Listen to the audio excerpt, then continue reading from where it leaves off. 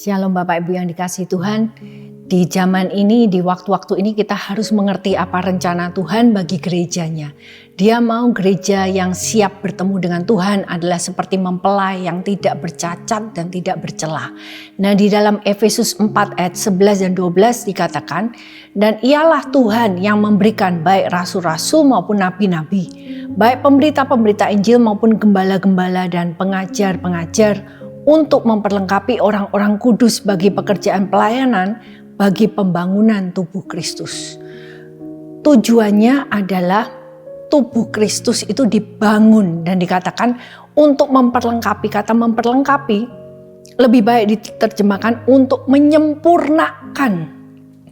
Jadi Tuhan ingin gereja itu menjadi gereja yang sempurna. Nah, Anda bayangkan seorang pengantin perempuan ketika dia akan mempersiapkan diri untuk hari H, maka dia ingin segala sesuatunya sempurna. Dia akan mempersiapkan untuk membuat bajunya yang sempurna, yang orang yang ahli dalam membuat baju pengantin, orang yang ahli dalam memake up mukanya, wajahnya, orang yang ahli di dalam mempersiapkan segala sesuatunya, karena tujuannya adalah acara itu sempurna. Dan demikian juga dengan Tuhan. Dia tahu bahwa untuk tubuh Kristus ini menjadi sempurna, maka diperlukan orang-orang dengan keahlian khusus. Dan Tuhan memberikan 5, rasul, nabi, pemberita Injil, gembala, pengajar. 5. Karena itu, apa tugas kita sebagai gereja Tuhan? Yang pertama, kita harus meminta kepada Tuhan yang empunya tuaian. Tuhan, kirimkan Tuhan. Kirimkan hamba-hambamu ini. Kirimkan rasul, nabi, pemberita Injil, gembala, pengajar-pengajar yang datangnya dari Tuhan. Dengan tujuan untuk membangun gereja Tuhan. Menyempurnakan gereja Tuhan. Jadi kita sekarang meminta kepada Tuhan yang empunya tuaian.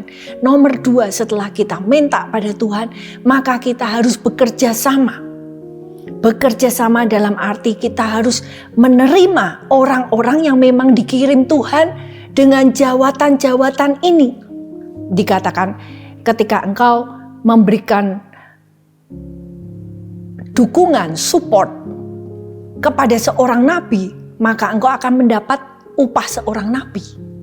Tapi kalau kita menerima nabi, kita tidak menghargai apa yang Tuhan sudah taruh dalam kehidupannya sebagai seorang nabi, maka kita tidak menerima upah seorang nabi. Jadi kita mensupport hamba-hamba Tuhan ini yang dipergunakan untuk menyempurnakan gereja Tuhan dengan mendukung pelayanan mereka. Menerima mereka di dalam panggilan mereka.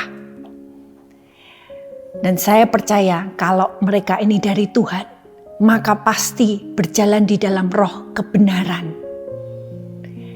Dan ketika kita mau gereja Tuhan berseru minta kepada Tuhan dan kita mau menerima mereka, maka kita akan melihat Tuhan bekerja dengan luar biasa, karena 5 jawatan ini akan dipakai Tuhan bersama-sama.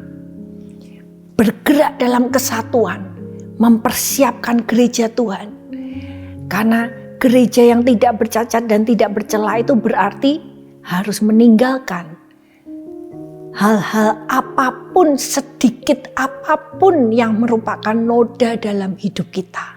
Kita harus tinggalkan. Karena itu, mari kita mau punya hati seperti hati Tuhan.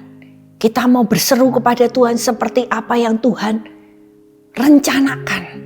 Tuhan kirim Tuhan. Perlengkapi gerejamu, sempurnakan gerejamu. Kelihatannya tidak mungkin, tapi dengan Roh Kudus. Mungkin karena Tuhan bekerja di dalam sisa. Orang-orang yang masuk mau dalam kelompok sisa, maka mereka akan masuk di dalam kesempurnaan Tuhan.